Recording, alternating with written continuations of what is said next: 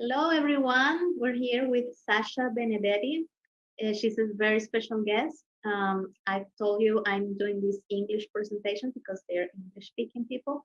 And I'm so grateful she agreed to come here with us. I've learned so much from her about the Venus cycle. So I'm really honored for her presence here. How are you, Sascha?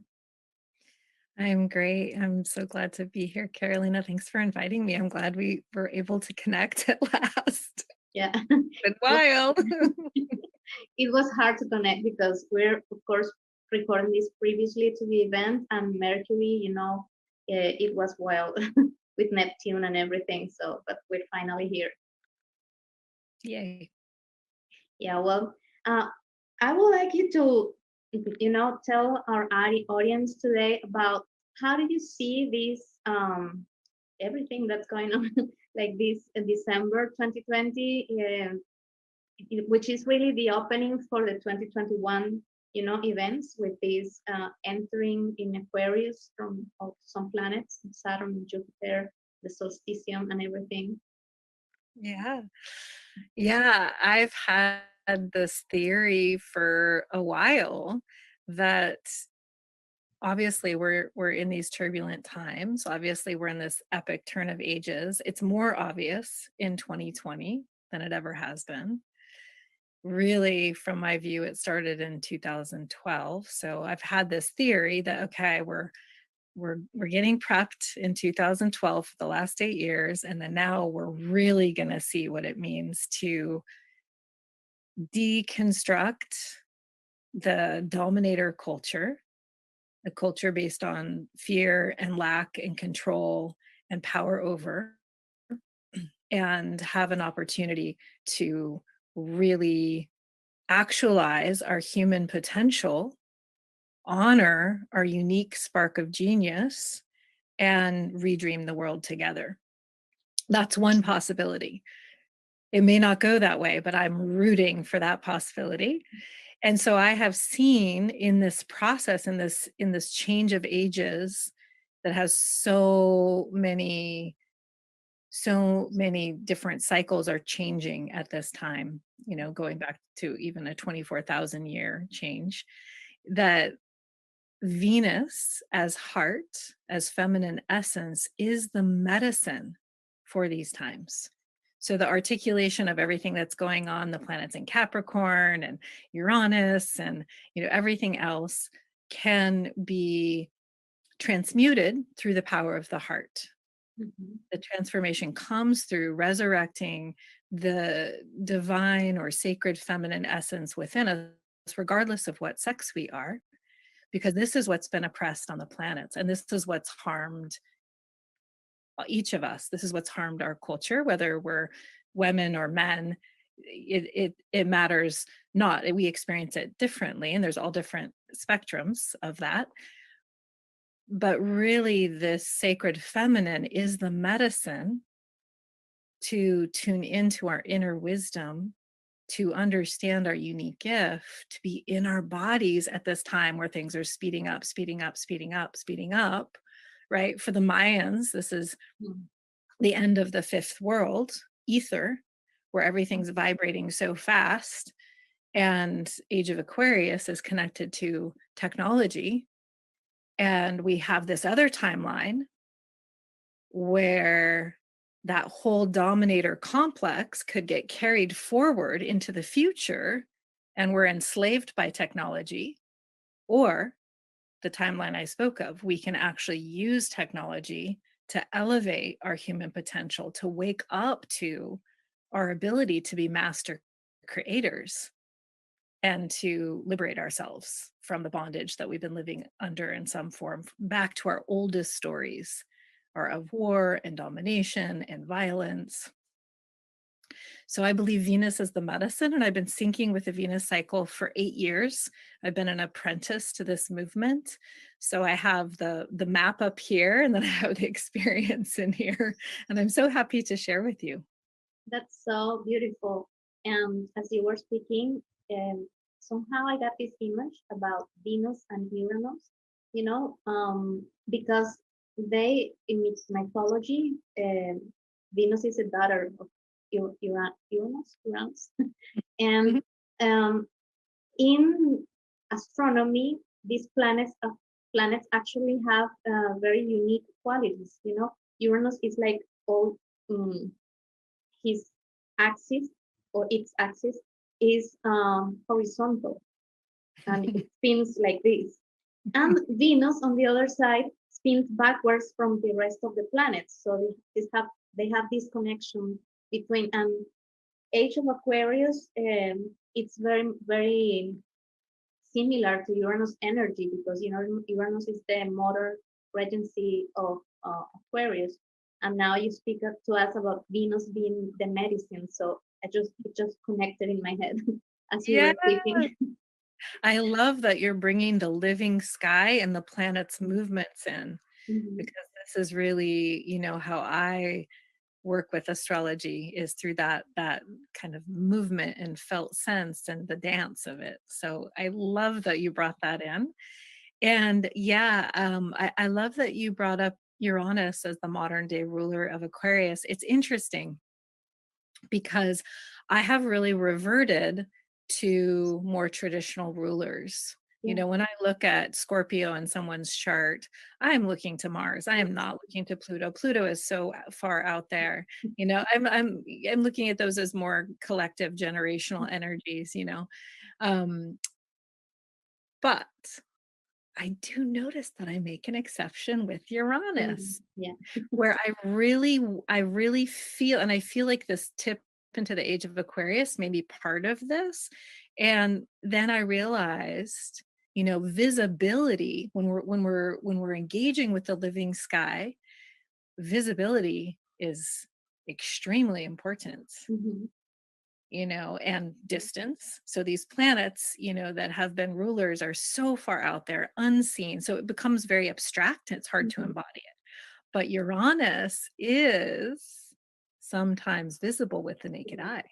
And Yeah. I feel like that's part of the reason that I probably feel it. I feel the Uranian connection to Uranus.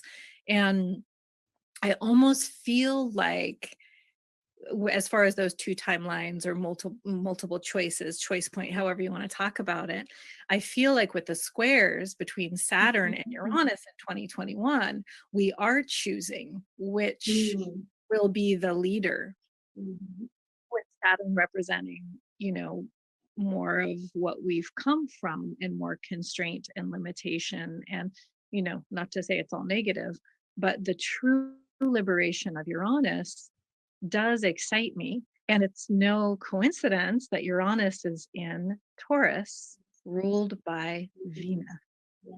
the Mhm. most slowed down, earthy, sensual sign that's about fertility and about the sacred feminine, about birthing, about the body, and more specifically, like the actual ability of the body to conceive and gestate and give birth. So I feel these connections. And I also, really noticed in that last Venus cycle, when Venus started in Scorpio, Mhm. Uranus was opposed to Venus Mhm. and happened to be visible right as Mhm. Venus started her cycle. And that woke me up to the Venus Uranus connection. I was like, wait a second here. There's something to this Venus as medicine. So because I have my eye on Venus and my heart tuned to Venus, I feel like I get a lot of transmissions around this. From that's correct. And you used a word before when you started speaking. You said about these two possible futures. You know, we can call outside, which is like utopia or this and dystopia. Um, you said I'm grounding or I'm rooting from for this future where we can consciously uh, make things happen. And that connected me also with the Taurus energy of Uranus, the rooting part. Mhm. That's so great. Yes, yes. And Venus is going to have a very special trip in 2021 because it's in the middle of the journey, the Gemini journey, right? Yes, yes.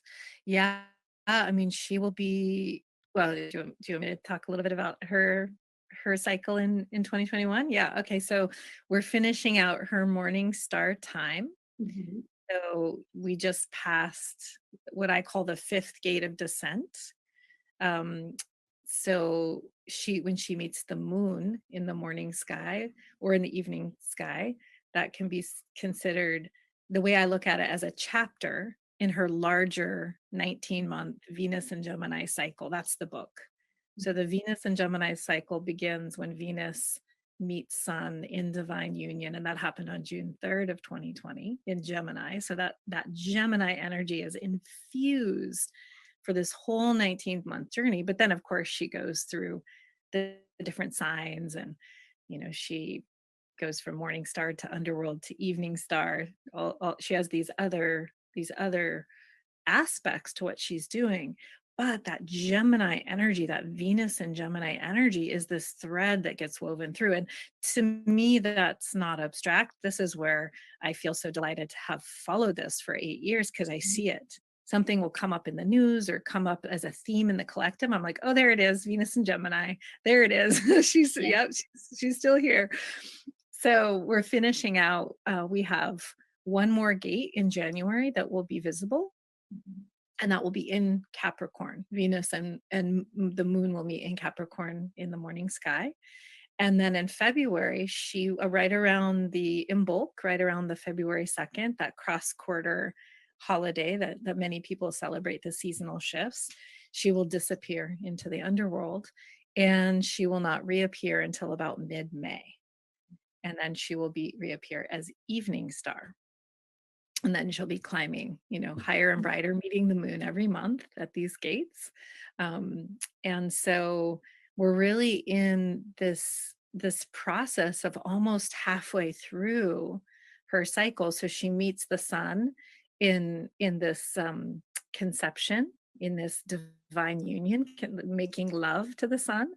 And then when she's on the other side of the sun, the superior conjunction, you could say astrologically, if you want to talk in that language. It's like, so this is the womb of creation, and then that's the tomb of transformation, the tomb of what has to die symbolically within us to live more from our authentic self. So I really use the Venus cycle as a map for the heroine's journey. And we can all go on the heroine's journey. The heroine's journey is about being more in touch with our essence, the feminine essence.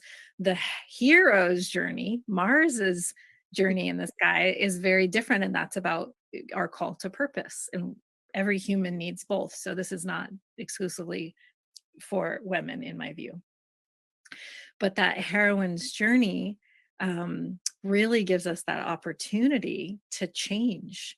And when we are syncing with Venus and we're saying yes to the change, we're not being, dragged, kicking and screaming. We're like, here it is, here I am, I'm showing up with an open heart and an open mind, willing to be honest, willing to surrender what no longer serves me in order to discover that part of me that can never be taken away. That core, we might say, more of the soul essence. So we're really in this experience with all that's going on in 2020, all that we've had to let go of physically, all the constraints, all the uncertainty, all, for many people, the economic hardship, the confusion. We're really been at these gates of surrendering and living an invitation to live more from our truest self that will be, our own inner guidance, I would say, getting connected to that and being able to live from that place and show up with our gifts in whatever way we are able within the limitations, no matter what's happening in the external, this real inner quest. So Venus will be going retrograde at the end of 2021, as she always does when she's going from one cycle to the next. She's getting ready to meet the sun again in the sign of Capricorn in 2022. So Yeah. That makes it very special, the 2021 year, because Venus is going to be visiting Capricorn 2 times, at the beginning of the year in January, I think, January, February. And then she's going back in November, I believe, for the second round. And then she's going to spend a lot of time there, no? Because of the retrograde. Yes, she will spend a lot of time in Capricorn because of the retrograde. That's Yeah. beautiful. After Saturn and Pluto and everything, having Yeah. Venus there is like decoring the house, like putting, painting the walls. Beyond that, but maybe a little bit of sweet to that spot in our maps. Yeah, I feel like it strengthens that theory that I said about Venus being the medicine, because what's Yeah. going to happen Mhm. is that Venus is going to and I'm just kind of looking at, if you, my eyes look like they're in, not looking at you, I'm just kind of checking my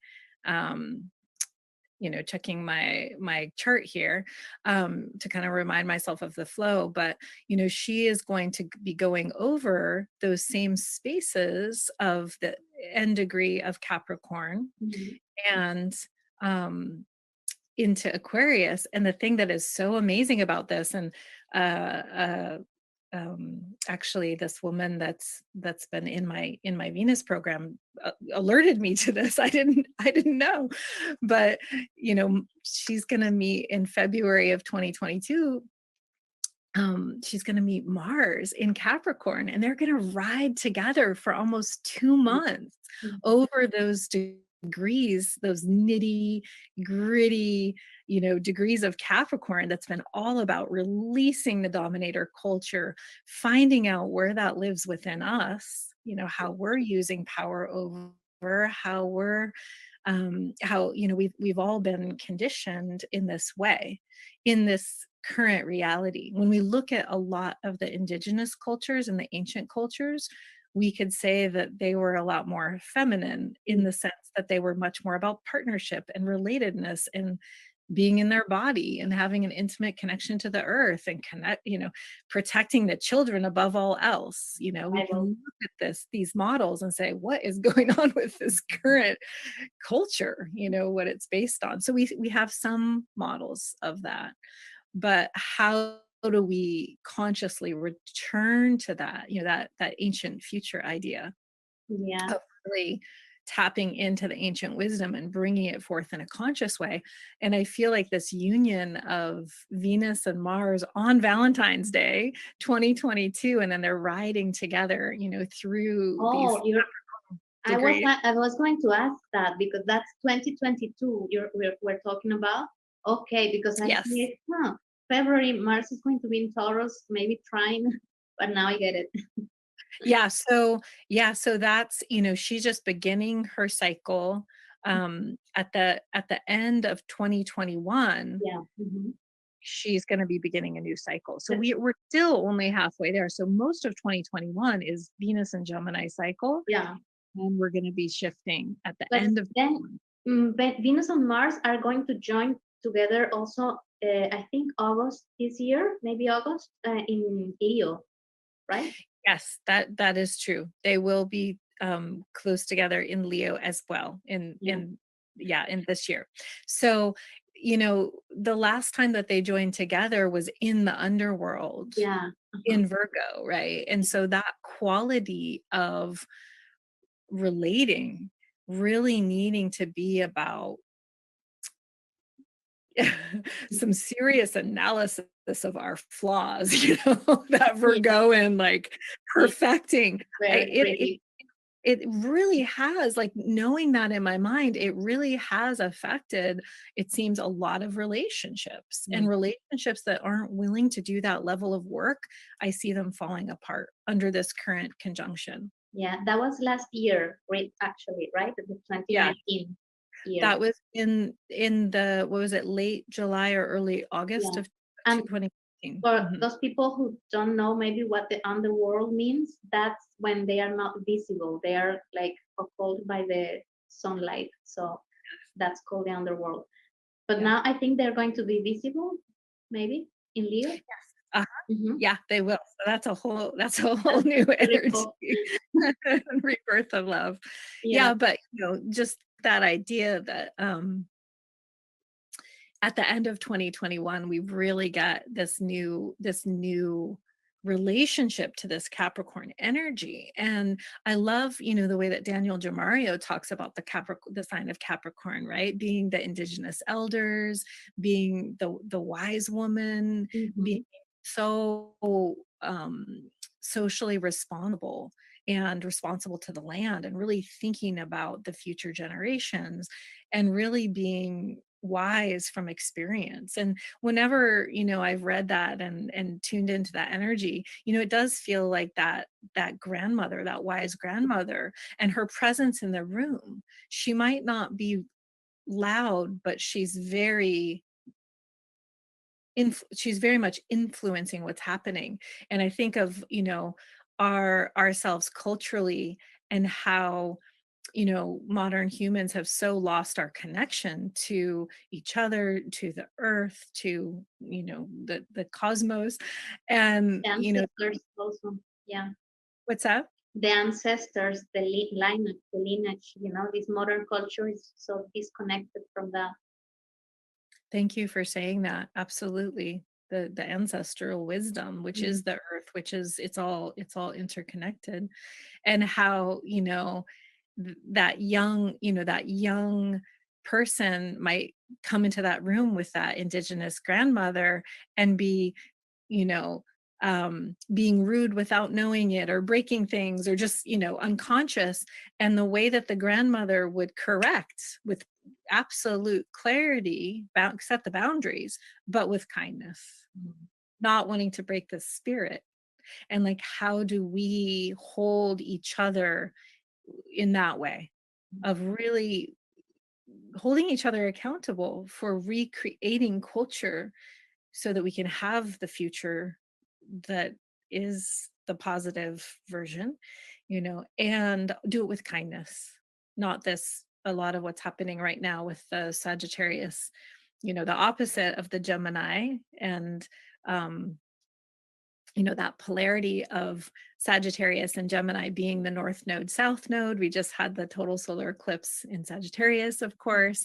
And so this North Node in Gemini really amplifies the Mm. Venus cycle being in Gemini. It's like a twin. There's a lot of twins going on. So it's like a twin energy of like, hello, this is the evolution, go this way, heart, wildly curious, Amazing. playful, even though everything seems really heavy, right?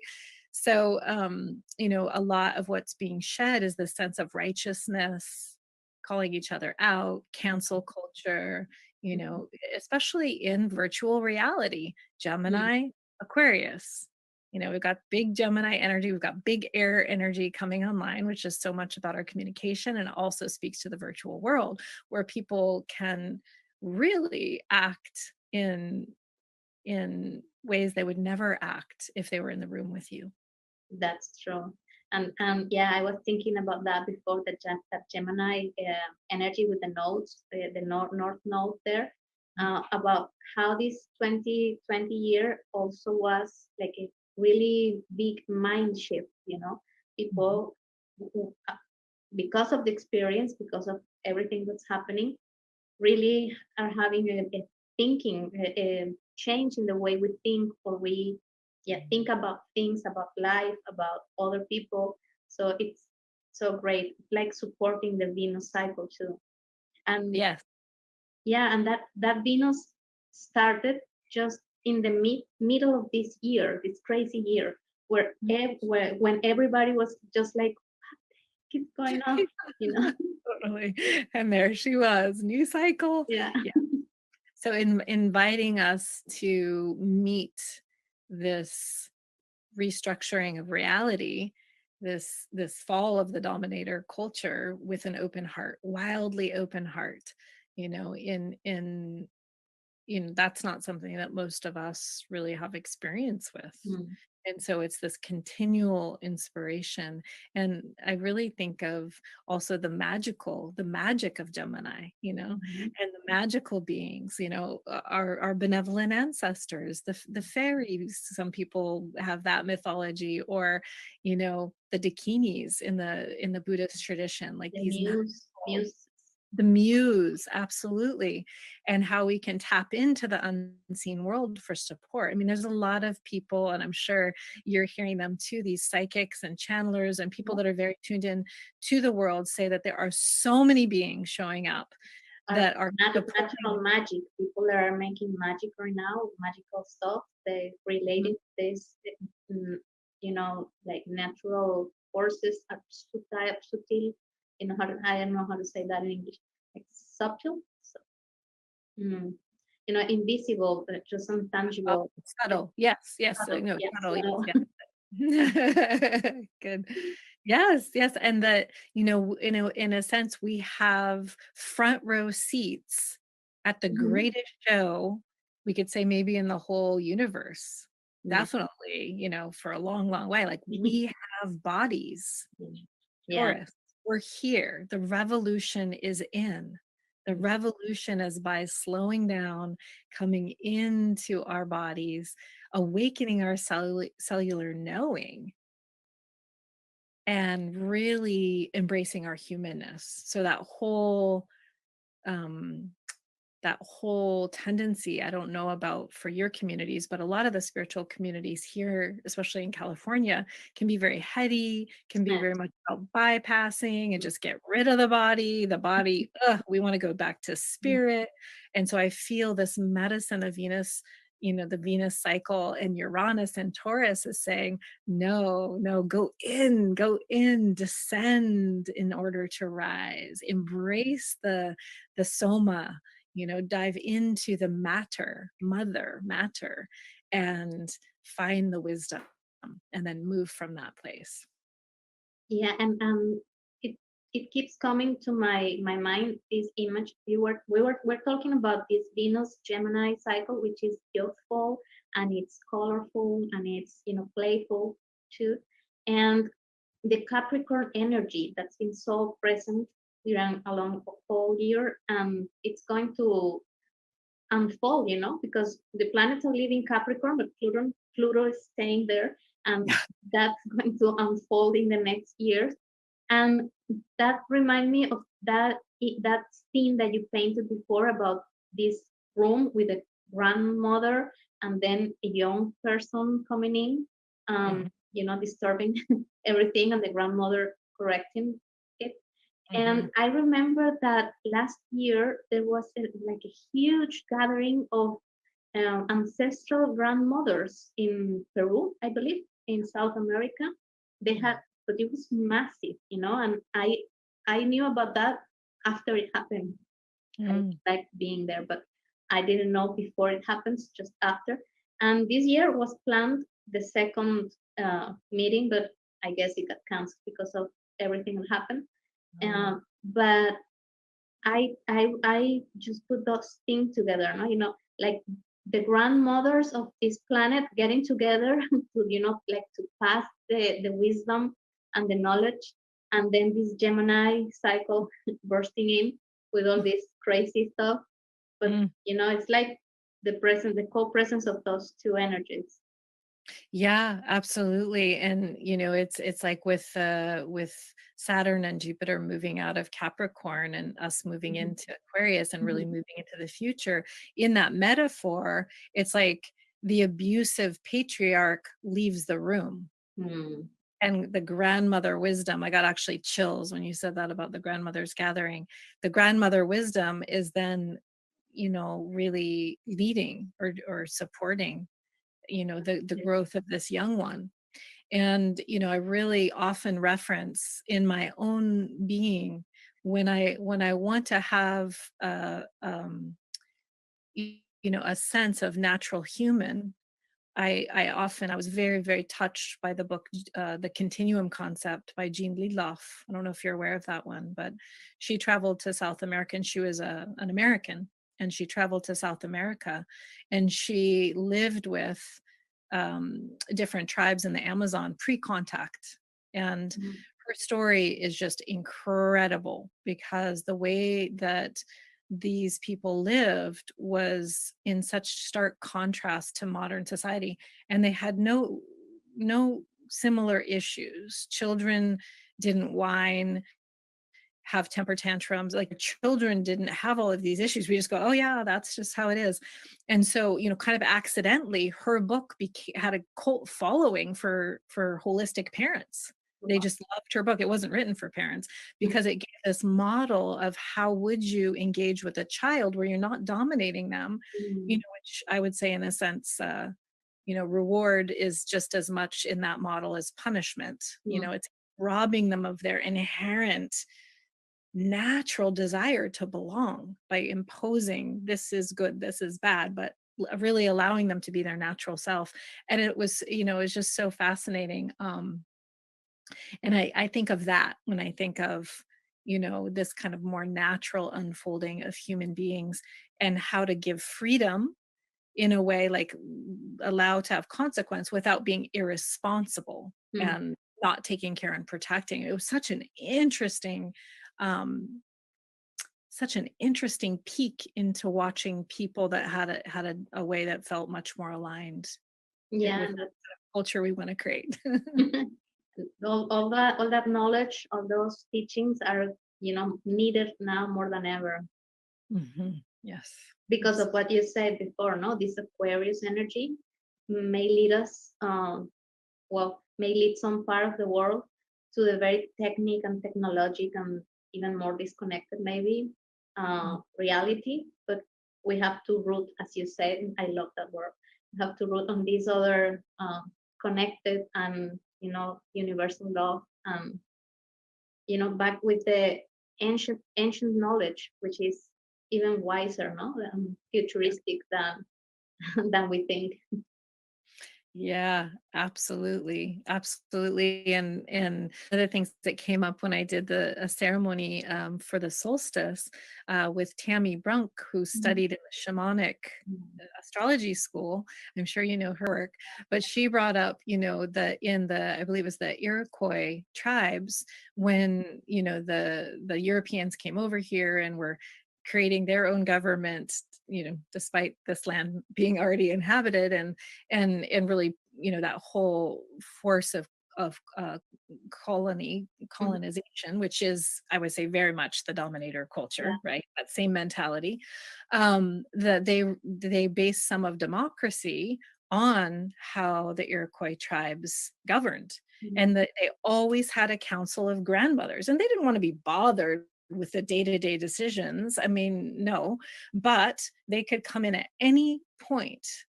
It was mostly men of the different tribes who were making the decisions and working with the politics and all this, but the grandmothers could come in at any point and veto any Mhm. decision, no question, Mhm. total power to veto. And I'm like, what would it be like if we had in every community a council of grandmothers who could come in and veto decisions that would harm the community and most especially the children? Yeah. Wow. That's just amazing. That's needed. Yes. Mhm. No. It's beautiful. Yes. Yes. So I think there's many that are working on, themselves and working on undoing and unlearning this old conditioning so they can step into the role as wise mentor, as Mm. one who can hold space. Someone was talking about the age of Aquarius, with Saturn especially being form and boundaries and structure, and then Aquarius being space, as this becoming a master of holding space. Mm. I'm not remembering who said that, but I just love that. And like, how can we really use that Saturnian energy to hold space in a neutral way as communities learn how Yeah. to navigate the conflict that's going to come up, and really learn how to speak from their deeper places of feelings and needs without blaming anyone, and getting into these clashes and getting into wars. I mean, Yeah. wage war on essentially energetic war on people when they disagree with us, but without even getting down to the layer of okay, that person's angry or whatever. What is the need?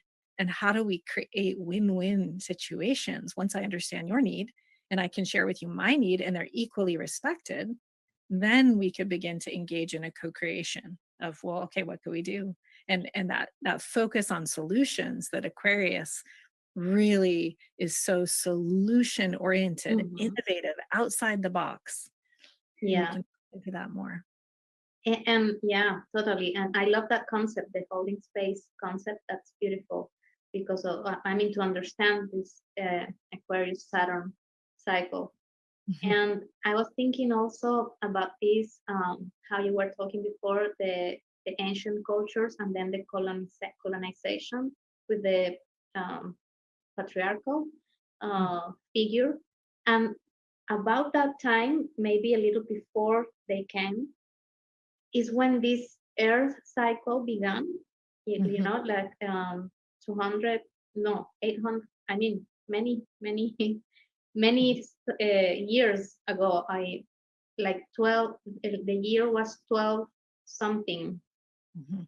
The last time we had an air cycle, but this Yes. last specific colonization and patriarchal began like 200 years ago with this earth cycle. So now we're changing and into this air cycle for the next 200 years. So I think all this you were talking about, this holding space in fighting different kind of fights, not to say war, but Mhm. fights with this air cycle. It's something I think we are going to get to watch. Maybe, I hope. I hope so too. And learning the art of mediation, Mhm. because most of us don't know how to fight fair. And, you know, uh, um, the the wise ones about marriage and marriage counseling, talk about that. Because like if you're in an intimate relationship, of course you're going to have conflict, but how do you have conflict that doesn't destroy your trust? Mm. Without trust, you have no more relationship. That's why people part. And so how do we learn how to fight fair in a sense where we, going to have all our feelings and have our position and get a chance to express what we're needing, but without, in a sense, putting that other person down, except for in, obviously I'm talking about people who actually are open to the spirit of community. I'm not talking about, psychopathic people here. Just talking about people like you and me, I mean, that's another solution over there, and mediation and all that might not work in that Yeah. situation.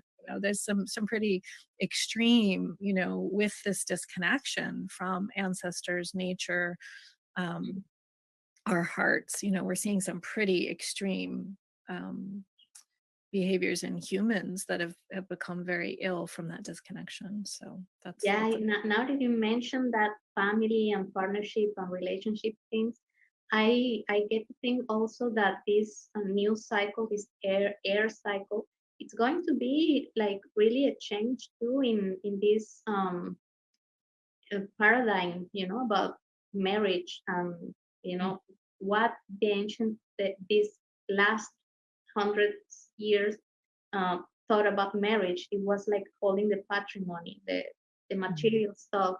Marriage was more about that than anything. Right. And now that institution of marriage is going to be changing too, no? More openly, more air, Mhm. airy, and maybe getting back to those traditional costumes about sharing the raising of the children and the community Mhm. gatherings. I know I'm very excited about this whole change. Mhm. Yeah, I mean, it's so interesting because when Venus crossed the face of the sun in 2012, Mhm. that was also such an epic moment, the last time in our lives that we could visibly see that, and really the precursor, the last 8 years building up to now. So Venus crossed the face of the sun in Gemini in 2012, and then again, and this is the first time since. Can't see it this time, but it is again that that quality of air and and I find a certain equanimity in the Gemini, in the twin, in the, I see you and me kind of energy, moving energy of Gemini as well. And so really redefining our roles and being more fluid in how we accomplish what we need to accomplish in life, and moving away from the ownership model, which Mm. marriage is really based in an ownership model. Not to say that, I not to say you throw the baby out with the bathwater and there's no commitment or no container, but being very conscious about the container that you're creating together. And it is a together. It is truly an equal shared co-creation. Has so much potential.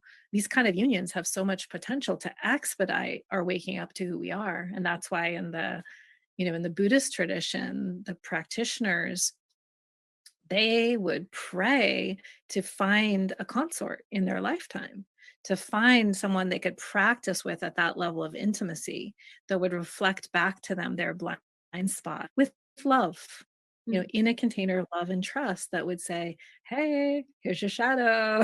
Yeah. And it was like, oh, okay, now I can see it. And then they knew, and I heard once that even the Dalai Lama said he won't reach the level of realization that he would in this lifetime because he's a monk and he's celibate.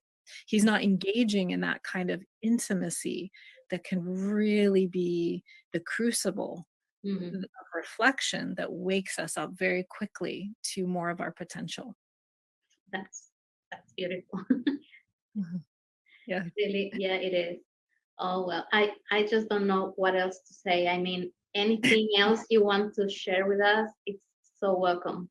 I'm just like I Mm. think my mind in Spanish is thinking like a thousand things, but I don't feel so fluent like to speak them in English. So Well, it's been I love your perspective and what you're sharing and your questions. It's really beautiful and resonant. And I do feel like in this last um gate of Venus meeting the moon in Scorpio, mm, and then the eclipse and all this energy. I mean, really between now and the 21st, I feel we're in this very potent portal to be in that dreaming, re-envisioning, to be in presence, to be aware of every, in the Buddhist tradition, every thought, word, action is amplified 100,000 times on a solar eclipse, 10,000 times on a lunar eclipse. So really, you know, again, Gemini, uh, that energetic is so much about communication, sound, vibration, words. Words are magic. Words are powerful. And to really be using our body, our words, in order to create this future that we were dreaming, that we want to, that we're dreaming into, where everyone has all their basic needs met, mm, then they're supported in a loving way to bring forth their gifts, to contribute to the society, to really restore the earth and the damage that has been done, with give it everything we have, with our combined human intelligence. mm. We really could, that is the revolution, is like, what if we were all tapped in to our own gifts and able to bring them, and not even worrying about the survival stuff. That was just technology again supporting us to just, of course everyone has clean water Mm. and nutritious food and a place to eat, like, And done. it is possible. Everything, and it is actually possible right now. Just you know, we humans need to tune into that Yes, because anything is possible, right? yeah, and the only thing that's parting us from that reality is greed. It's like this selfish approach to life and greed. I mean, the technology is there, the knowledge is there, and possibly the will of doing that is there also for the majority. But uh, we need to push harder to make Yeah. that revolution you're mentioning. Yes.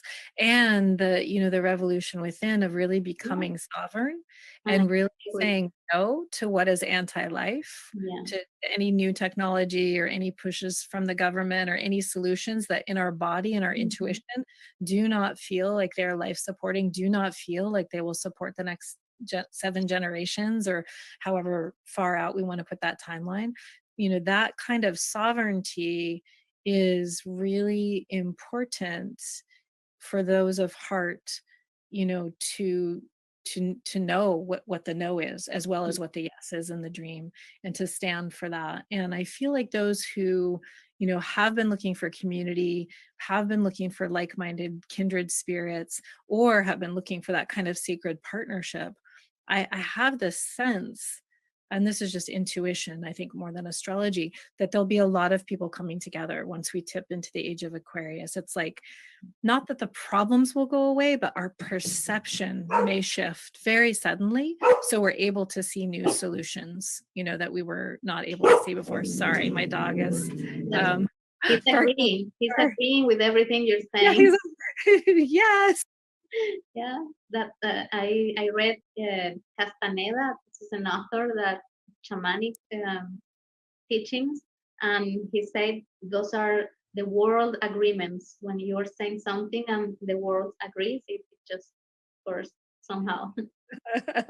I love Castaneda. He was one of the first books that I read when I was in my early 20s, and I had this very powerful awakening, and I was just so loving his work. And I think it kind of connects to what I was saying about sovereignty as well. And part of sovereignty is this maturity.